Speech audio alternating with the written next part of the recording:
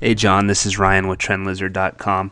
I'm going to have to come clean to you here. I have never heard of Freeport McMoran before, but here we are. Interesting stock that you sent me. It has a lot of similarities to what we looked at with US Steel X, the previous ticker.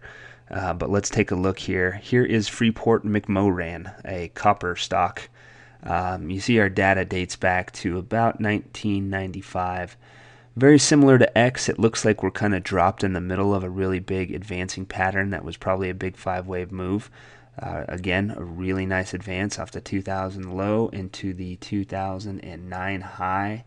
2.5 to about 52.5, obviously a beast, but once again, the decline was just as beastly, taking back most of those games almost as quickly, although you had a little up, down, back and around move off the 2009 high. So like X, the decline looks like it very well could be done. It's a very clear three-wave move.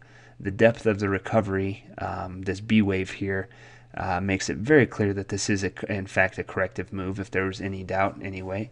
And again, because of what we're seeing in 2016 off that low, it sure looks like this three-wave pullback could be complete. So if we zoom in just on the three-wave decline, this is it.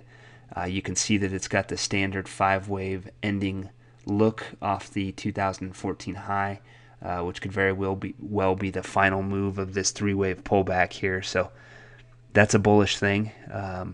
And so we can zoom in again and look at the recovery in 2016. It looks beautiful. It's a really trendy looking move.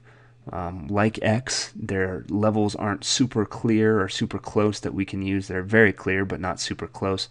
It would have to go below about 625 for this to have any problems and for us to say, okay, this isn't trendy. Obviously, that's not a really close level. It's tough to take a trade at 1025 and use a stop 4 points below you. You're looking at a 40% risk, which is obviously pretty risky. So again, the ideal situation is that you get a completed up leg here, you get a counter trend pullback that finds some support somewhere in this yellow area, and then you see FCX turn up and begin to resume its uptrend again. That's going to be your ideal buying position.